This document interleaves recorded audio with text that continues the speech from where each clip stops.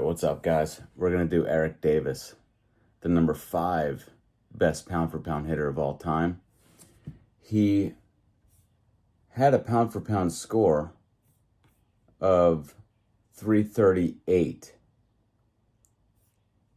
He hit 282 home runs in 5,321 at bats. His batting average was 269. At bats per home run was 18.87. He weighed 165 pounds is what he's listed at. So let's take a look at his swing. This is crazy. I think I've showed you guys this before, but this is a home run by Davis. Just look how low it is. I mean, it looks like a double. That left the yard right there. This guy was extremely powerful, put so much of his body weight into the hit. You can see how bent his back arm is there. But also, I mean, another thing that really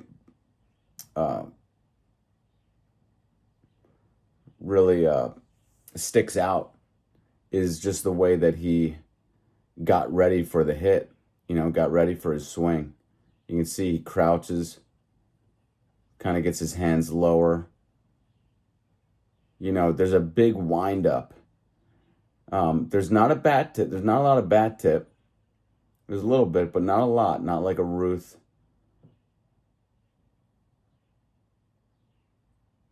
Just a little bit. But he's really getting his body into it. Now, to me, this is the way he wants to do more body controlled or more lead side. I'm starting to say more body controlled because I think that's really what it's all about. But you feel that more body controlled swing through a more lead side action. But it ends up, in the end, we're just trying to get the body to control the action more than the arms. That's just a crazy home run, how low it is. Now here's a swing from the side. Look at how straight his lead arm gets. Look at that action there. And there he is. Here's his position at contact. I think he misses this pitch, but he's out in front. But you can see he's flipping at the ball a little bit, but he's out in front of it. So that's going to tend to happen. His baseline position at contact is not very flippy. Here he is again. You can see that lead arm compression there. It's something that I think it is kind of an advantage, but it's not something I would force. In other words, if that's not the way you want to do more body controlled, if that's not the flexibility that you have, don't try to force it. But I do see, we see this kind of action from Griffey. We see something like this from Ruth, more or less. Williams had a bit of this. You can see, look at this position there at contact. Very Ruth-like, very nice positioning there at contact. I think that's more like his baseline position there at contact. This is a blurry one, but you can see lead humerus compression. Boom, nice and connected there at contact.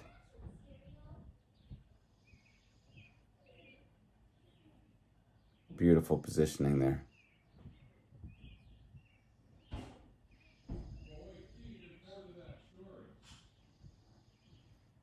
Look at that lead. Look at that positioning right there.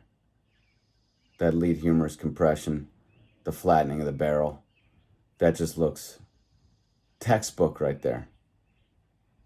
And this is a home run. This is a home run to right center. Again, out in front. Reaches it, way out in front, but just beautiful positioning. Gives him enough force to get the ball out. Here's another more like baseline positioning here at contact that he gets into. Boom. Look at that. Beautiful action there.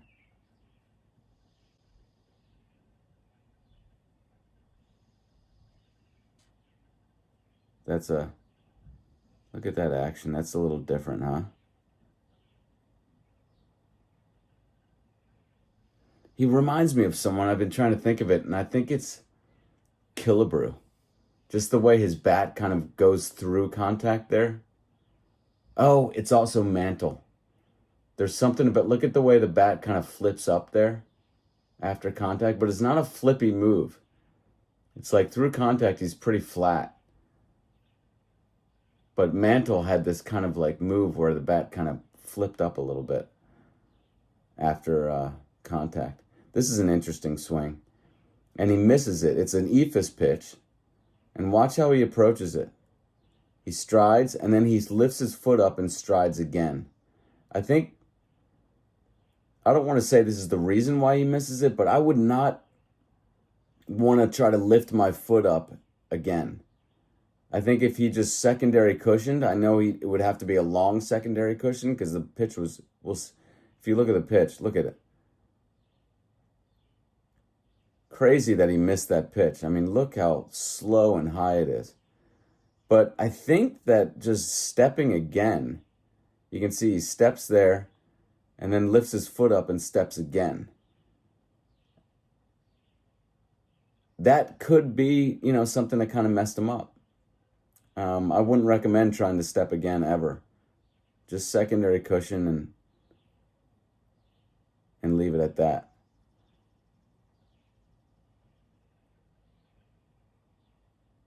I think there was points in his career where he kind of changed up his stance. This is like he's starting very open.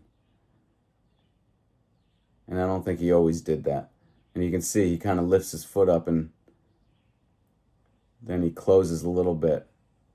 That's not a bad approach, to be open and then as you're going into your stride, close again.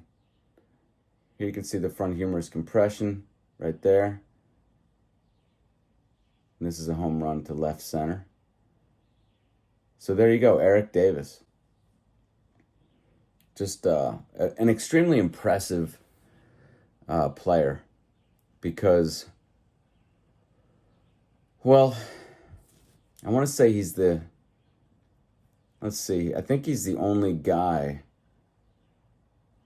who's below 170 in the top 10. Might even, no, Oscar, I was going to say maybe even in the top 20, but no, Oscar Gamble was 160, and he's number 19. So Eric Davis is the only one below 170 in the top 10, and that makes him one of my favorite pound-for-pound players. He also played fairly recently, which I like because a lot of people say, well, too many of the guys on the pound-for-pound list,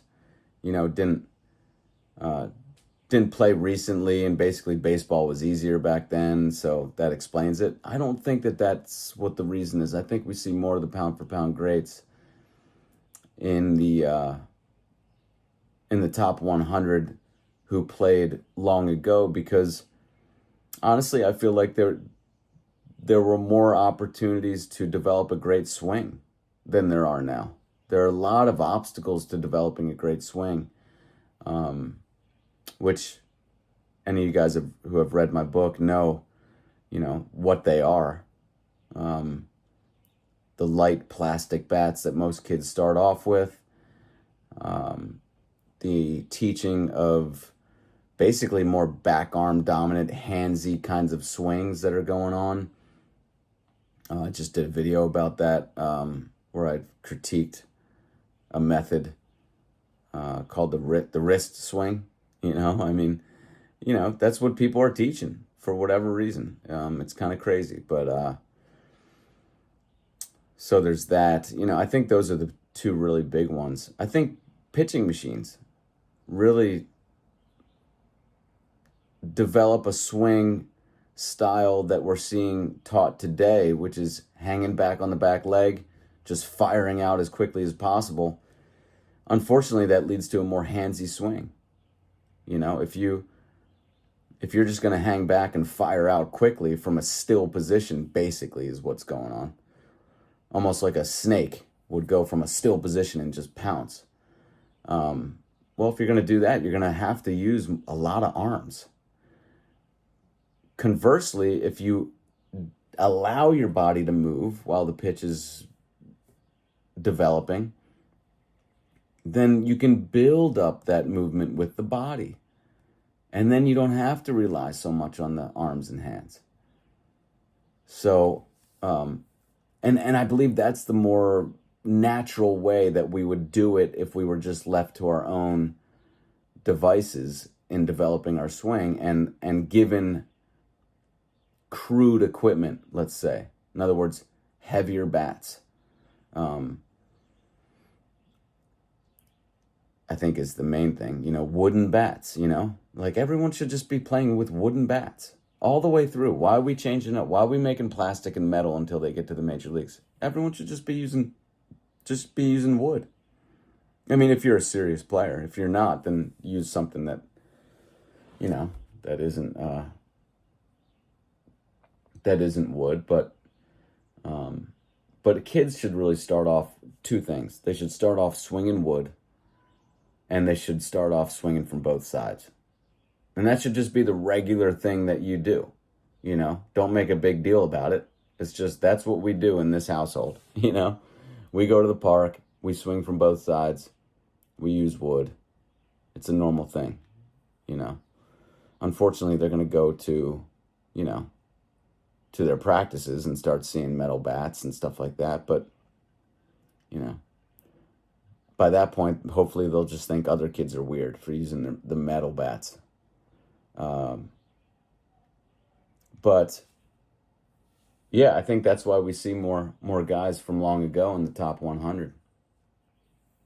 It's because most of them grew up on the sandlots or a sandlot kind of ball, whether it's street ball or whatever. In street ball, they used like broomsticks. That's crude. That's helpful. It doesn't have the heaviness, but it's got the smallness of the barrel.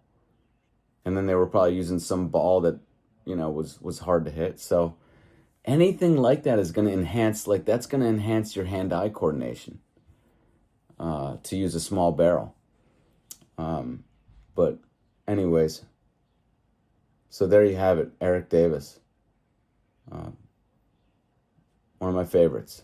Let me know what you guys think of Eric Davis. If you have any thoughts about what I've said in this video, and I'll see you guys in the next one.